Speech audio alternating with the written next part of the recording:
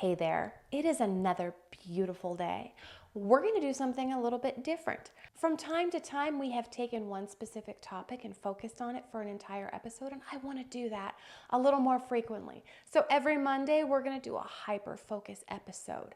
I'm still going to do the regular random stuff during the week just because I love learning new things and I think it's super fun, but I want to have an anchor episode, and that's what we're going to do and see how it works out. A while back, Jerry Howard recommended that we take a look into your Social Security card and what it's actually used for. And then recently, Randy Shelton was like, hey, I have some more information about it, so now we are going to dive into it. So, without any further ado, let's watch some stuff. I'm trying to simplify this for you. Grab your Social Security card. Look at the back. There's going to be a red letter followed by 8 numbers. That red letter is going to correspond with the Federal Reserve Bank. There are only 12 banks. Look at the banks, look at the letter. Whoever's letter you have, that's the bank that owns your account. These letters are also on money. The last time we covered this topic, I showed you the exact same video. I also showed you my Social Security card. Did you catch it? Yeah. On the back of my Social Security card, I showed you the little letter. It's an F. And what does that F stand for? Let me show you. I bet you thought I had something really awesome to show you. Nope, sorry, just my face really close. Hey, while you're here, why don't you do me a favor and hit that like button and consider subscribing, and then come back tomorrow because I'm making a new video every day. Okay, now you can watch the stuff. Okay, y'all, so I just went down a rabbit hole. Remember I told y'all that we are separated into districts? There are 11 Federal Reserve banks. These are the banks, the districts, and the routing numbers to these banks. If you look on the back of your Social Security card, see what letter is associated with yours. Mine is G, which is Chicago, which means I am a part of the 7th district. I've never lived in Chicago. I've never even, well, I've been to Chicago, but I've never lived in Chicago. But at the same time, I want y'all to comment below what bank they got you associated with. Because remember, we worth like $1 million. That Social Security card, that birth certificate, yes, we are Commerce. Which bank are you a part of? Let me know in the comments. There go your routing number. All right, let me be very clear and let YouTube know that the information contained in this episode is for entertainment purposes only. I do not recommend that anybody follows this advice. Okay, now that that's been said, there's a routing number. Pretty much anytime you have something that can be paid using a checking account, supposedly you can take the routing number that correlates with the letter on the back of your Social Security card, and then as the account number, you enter your Social Security number, and that's supposed to make payments on these things, right? That's a very interesting thing. Like there is money in the Federal Reserve that is yours. But wait, there's more. Check this out. Okay, so I had to double back and give y'all part 2. So now, as I stated, once you get your account numbers, which we know that is the Social Security card, right?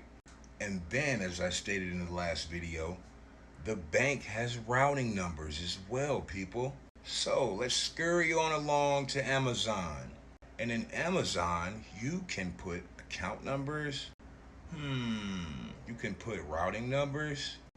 And I believe if you put the correct information that pertains to you, I mean you the person, as in you the account holder, or as in you the grantor, or the bearer, or whatever it is that fits the description, a debit card or credit card should pop up.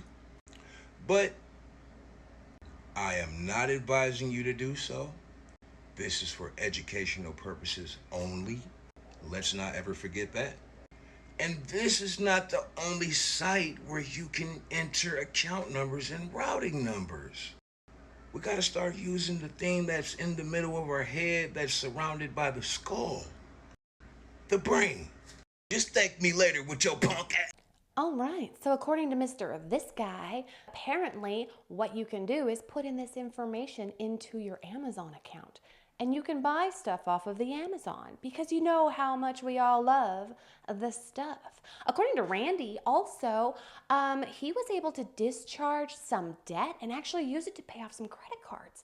Other people have claimed that they were able to use it in order to pay off utilities because you know when you sign up for a utility and you go on their little website and you clackety really quick, you can put in your checking account number and they were able to use it and it was being accepted. Yeah, right? Okay, so I hear you screaming at me. Just be patient.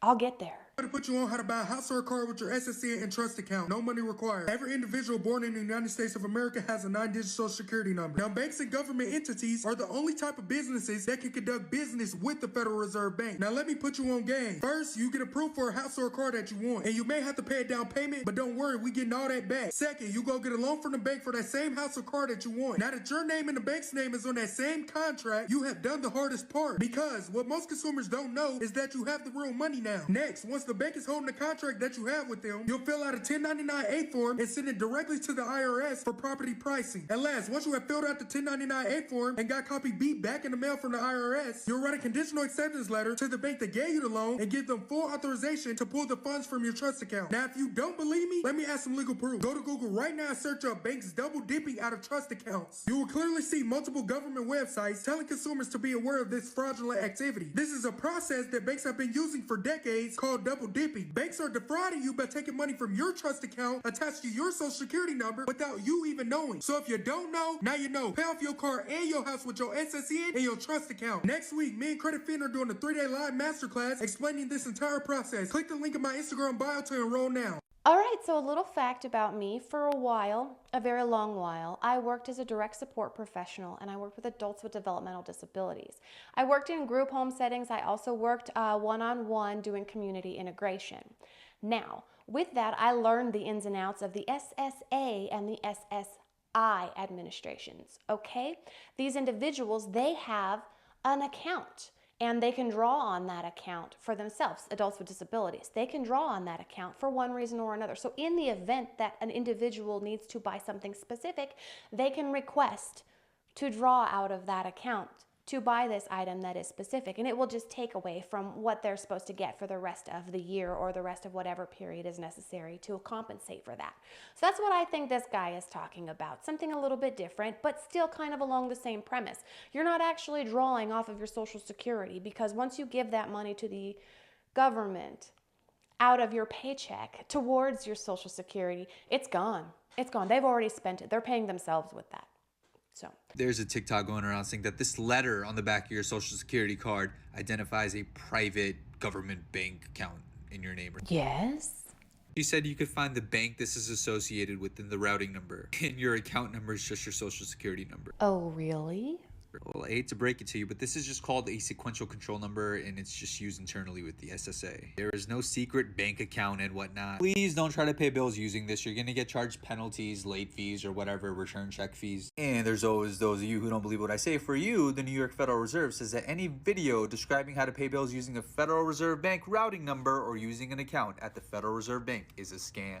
That's right. It is completely not true. You cannot do that. You can't put in those numbers in accordance with your Social Security card and your Social Security number as the account and expect to be able to pay for things. Yes, it will be accepted. You know why? Because that is a valid routing number. Just because it's a valid routing number, that's the first thing that's checked. And then the bank that you are submitting this information to tries to do a draw on the account under your Social Security number. And they do it multiple times and it comes back like, hey, it didn't work. First of all, you're like, hey, it worked. And then like a month to 2 months later, it comes back going, hey, this was never paid. Now that is just what's happening right now. I have found stories, not on TikTok, they're actual word stories and they suck. But they say that people have been able to do this a long time ago. Like early 2000s, pre-2000s, people were able to do that. Now, Randy Shelton gave me this really cool link you can check out, and it shows an actual date, like 2017, when things changed. And I'm going to leave a link in the description below, but I want to show you this really quick. It's words. They suck. I'm sorry.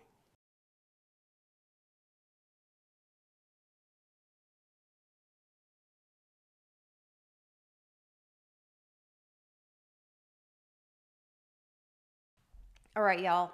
I deeply apologize for that 12 seconds. I hate words.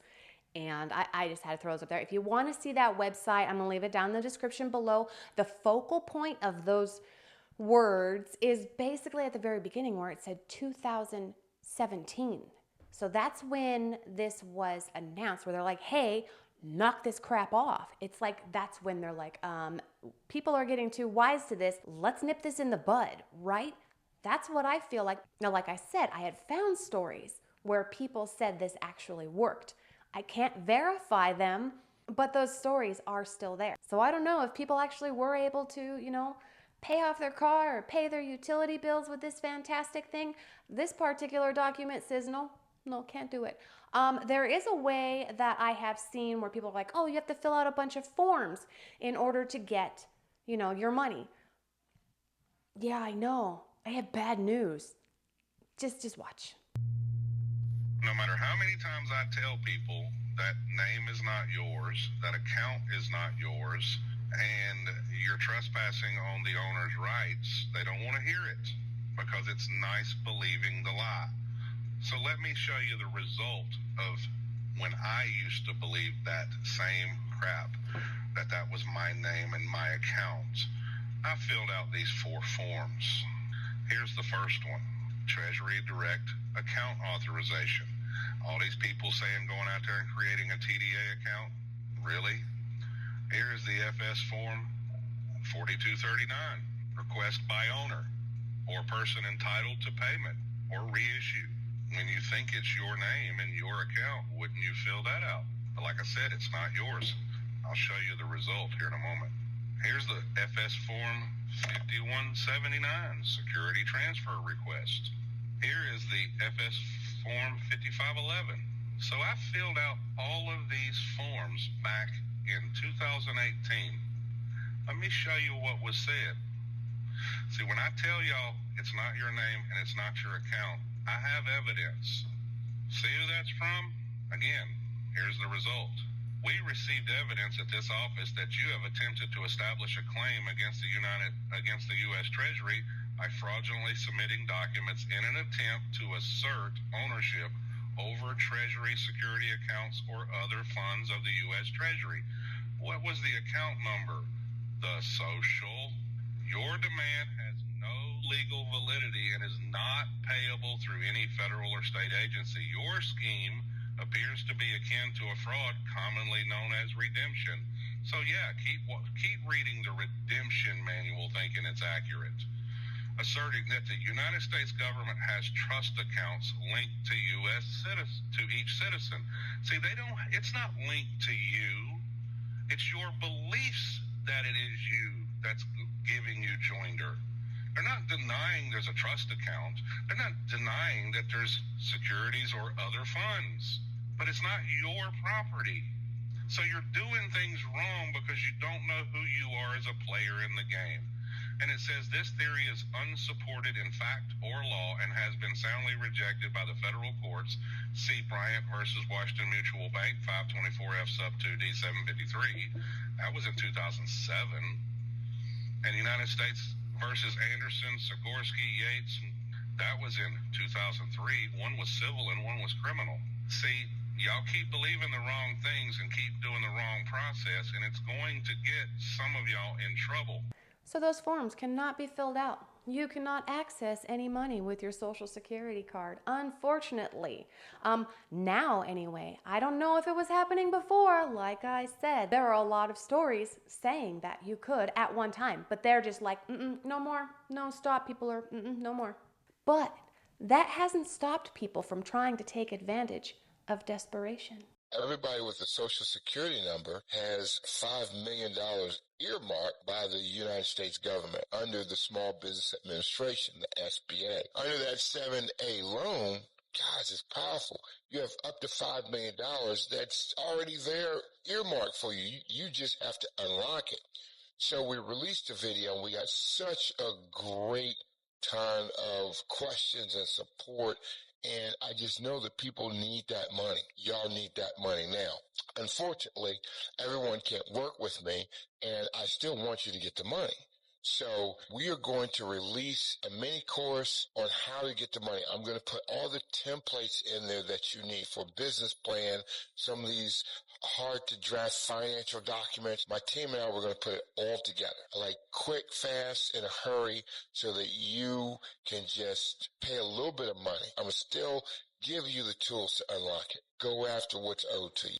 I'm willing to bet that that guy is going to take your money and then show you the forms that the previous guy talked about and then help you fill them out. Oh, I'm going to help you fill those out.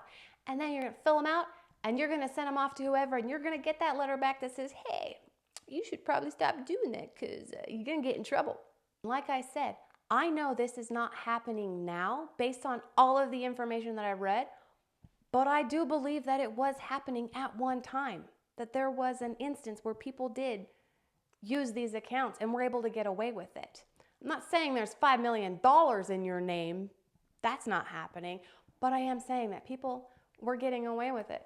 Not anymore. They caught on to it and they just were like, nope, not anymore. But it just goes to show that there is never a short supply of people that are looking to take your money.